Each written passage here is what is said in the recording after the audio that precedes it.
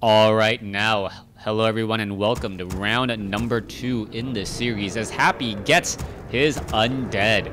Undead up against Human in this 1v1 matchup. We'll see what Foggy is going to do. This is Echo Isle as Foggy has spawned on the top left-hand side of the map as the blue Human player. Meanwhile, on the top right, we have Happy. Alright, for those of you guys who came from game number 1, thank you for watching game number 1. If for those of you guys who didn't watch game number 1 and you're watching game number 2, why? I don't really understand it, but if you just were looking for some Warcraft 3 shoutcasts, thank you very much. Consider hitting the like button, leaving a comment. It does definitely help me out. Now, what's going to be happening here? Well, Happy getting his race should give him a strong advantage in game number 2 here. And for those of you guys who are wondering about the quality, I'm actually setting this on the highest level, I believe, hoping that the quality is actually much stronger, much better. And, well, hopefully everything looks really nice and dandy for you. Now, Foggy is going to be able to go into that Archmage with those footmen without much of an issue. Setting up that second farm, this is a pretty standard build, but still hasn't started his Arcane Tower yet.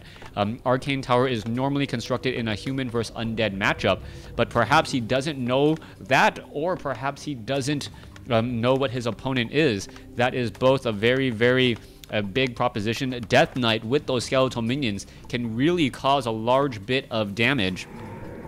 As you see the Altar of Darkness about 3/4 of the way, Tomb of Relics ready to go, and well, we are going to be looking at some ghouls.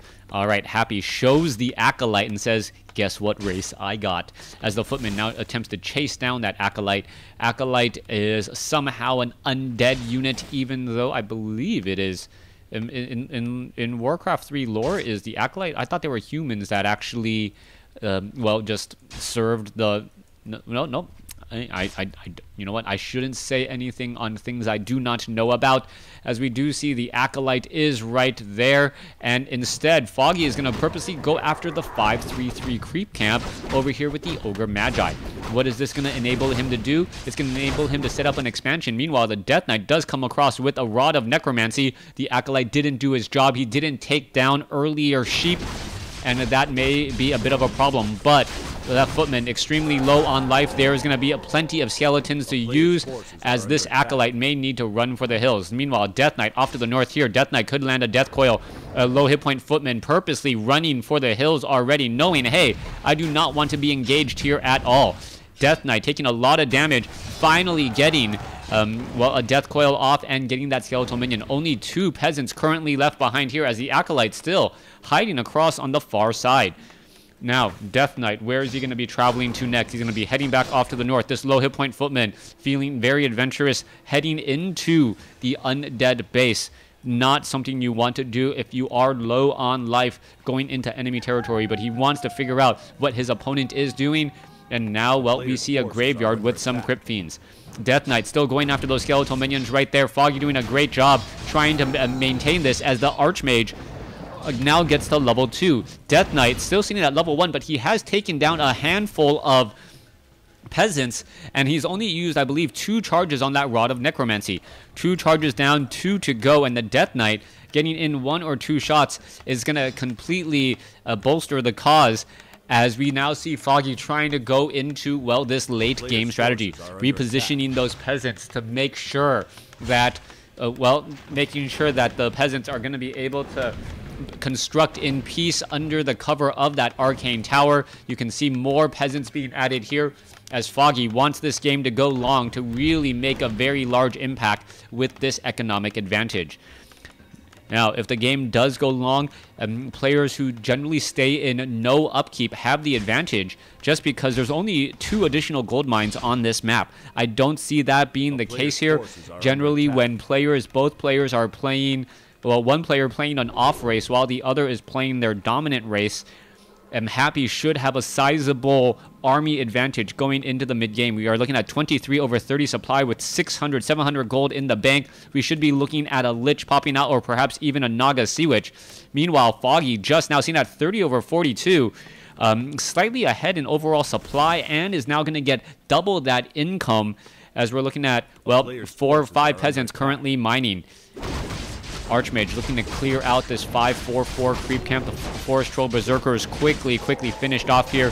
Archmage is going to get to, well, stay at level 2, I believe. Level 5 Ogre Mauler will not give enough experience. Gloves of Haste, useful item. But until that Archmage is at level 3, those Water Elementals still don't really pack enough of a punch. Wand of Illusion, Manual of Health, a little bit more life on that Archmage as the Archmage now heads over perhaps to clear out this 5-3-3 creep camp. Town Hall still training up a lot more peasants. I don't know if Foggy realizes that he doesn't need that many peasants here. He already has 2 peasants back at the expansion. We are looking at an Arcane Vault being sped built as well, and he still has more and more peasants just constantly queued up.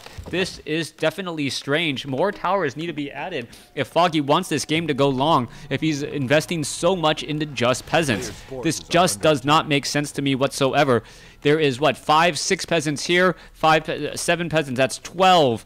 Apparently, he believes he's going to be calling to arms very, very often, as we now see the Crypt Fiends are going to be coming inside here. All right, let's take a look at the damage those Crypt Fiends are going to be able to do.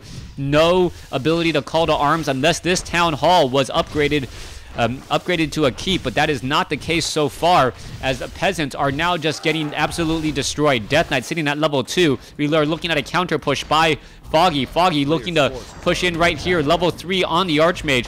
Instead, now uses a Scroll of Town Portal, realizes, hey, that Nerubian Tower adds in a little bit too much damage, as the Footmen do not have Defend, I do not believe. Without Defend, Frost Nova onto one of these Footmen. Well, with Defend, Frost Nova onto one of those Footmen would make them far too slow, but without Defend, they're just taking way too much damage from these Crypt Fiends. Footmen purposely run all the way back under the cover, and now using Defend, making sure to not take that much damage from those Crypt Fiends. A little bit of range coming across here. 43 over 54 supply. Are the Footmen going to try and engage? Lich is off over here with that +6 attack. Are they going to try to push through, or are we perhaps going to see some bit of repairing as well, as the Arcane Vault, 44 over 54 supply, 650 gold, and we are still sitting at tier 1 though. There's a big Frost Nova. There goes a dead Footman, as more Footmen still need to be added. All right, 44 over 54, continuing this fight here. One Obsidian Statue, and that Obsidian Statue is going to definitely turn the tides. Burst healing from the Death Knight, sustained healing from the Obsidian Statue is going to make it difficult to win through either attrition or win through focus fire. The Death Coil from the Death Knight going to really make up any sort of lost ground there, and Foggy realizes, hey, I cannot stick around in this fight. There goes the Death Coil, there goes the Footman, as we are still looking at a level 2 Death Knight and a level 1 Lich. Skeletal minions getting taken down. Footman going to get finished off right there. Oh, there goes a lot of... there's the defended Footman right there. Is it going to be enough? The Footman need to engage, as you see a Water Elemental about to get taken out. I'm not quite sure why you would make 3 illusionary Footmen and then not have them fight. Now here we go. They're going to engage once more, as the guard towers are now under duress. Are they going to end up getting taken down? It looks as though, yes, they will. Some illusions are absorbing a fair bit of damage. Footmen without Defend are the illusioned ones. Meanwhile, they are still trying to do a bit of chasing, as the guard towers are now up 43 over 54. Double Obsidian Statues. Now we have the Essence of Mana adding in additional Frost Novas, as well as a Death Coil whittles down a Death Knight. Death Knight taking down their Footman, now looking to back off. 4 Crypt Fiends. Going to be more than enough to handle this. No Mountain King, no other way to really take down these Crypt Fiends at all, as the guard towers, well, are just so far back that they are not really that effective at this stage. One guard tower here earlier on perhaps would have provided a bit of cover, but instead now the Crypt Fiends are just going to go after these peasants, unable to call to arms at all. You can see the guard towers are really starting to focus through here, and are we going to get a Death Coil? No, not yet. Death Knight hoping to get to level 3 first. It looks as though the Death Knight could get a Death Coil off, decides against it, and Foggy denies that one Footman. All right, there is the Lich. Lich now gets up to level 2, but now losing all of that precious mana once more. Death Knight still trying to put in a little bit of pressure. Is he going to be able to finish off any of those peasants? And it looks as though, yes, the peasant does go down, giving the Death Knight level 3. 200 hit point nuke now available. And with that, this push got suddenly a lot scarier. All right, Arcane Towers do have level 1 Masonry upgrades. Foggy unable to really counteract this push. 4 obsidian statues. What are you going to do with 4 obsidian statues as we are at Black Citadel waiting to get destroyer form upgrade? Alright, the Crypt Fiends could try and whittle down this arcane tower. There is so many obsidian statues right here. Alright, are we going to see the transformation to start eating away at these footmen? That is the big question, as the Death Knight still sitting at maximum mana could easily get a Death Coil off here just to keep that Crypt Fiend up and then get some more mana back off there. Mountain King has arrived at the party, but only at the same time the Meat Wagon has arrived. Meat Wagon launching those bodies onto all of these units here. I believe we did see Disease Cloud as well being researched as we see a quick Frost Nova go down. Alright, once Disease Cloud is completed, I thought Disease Cloud was right there. Yep, there.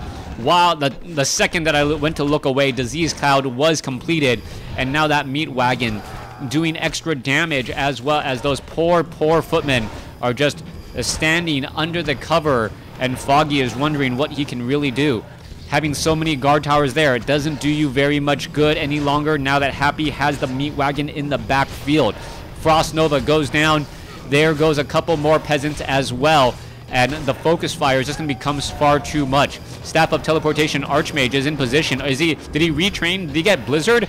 Yes, he did. Retrain to get Blizzard. And Blizzard may actually, well, put pressure or put counter pressure on this push. There is more Blizzard now being rained down again as the units are now starting to make their way back off to the north. Can the Archmage get into position? Has a Clarity Potion as well. Far too many peasants here. Really, this town hall should have been upgraded to keep, allowing for all of these peasants to go ahead and call to arms. If that was the case, all of these Crypt Fiends would be taking significantly more damage. Mountain King now out of mana. There goes a Frost Nova Death Coil, death of a Mountain King as the Archmage now runs all the way to the back. All right, there's a Blizzard. They're just going to walk away as the Lich continuing to put down pressure here. That Archmage unable to do very much. Really needs level 2 Brilliance Aura in order to maintain those blizzards for any reasonable amount of time. As you see the second Meat Wagon, third Meat Wagon arrived to the party. Alright, so many Slaughterhouse units. Double Slaughterhouse coming in from Happy, and that is going to be the game. Economic advantage will be nullified. All of these guard towers are actually just going to feed more experience to a Death Knight and a Lich.